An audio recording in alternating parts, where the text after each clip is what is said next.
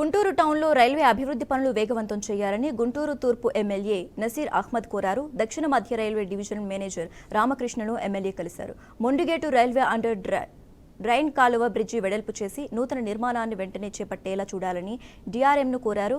గుంటూరు తూర్పు పరిధిలో drainage 70% మొండిగేట్ railway bridge నుంచి వెళ్తుందని చెప్పారు. ఆ బ్రిడ్జి వెడల్పుగా లేకపోవడంతో మురుగునీరు వెనుకకు తన్ని చాలా ప్రాంతాలు జలమయంగా మారుతున్నాయని ఫిర్యాదు చేశారు. ఈ నిర్మాణానికి అవసరమైన సగభాగం మున్సిపల్ కార్పొరేషన్ భరిస్తుందని చెప్పారు. దీనిపై స్పందించిన డీఆర్ఎం ప్రతిపాదనలు రైల్వే అధికారులకు పంపి నిధులు మంజూరు అయ్యేలా చర్యలు తీసుకుంటామని హామీ ఇచ్చినట్లు తెలిపారు.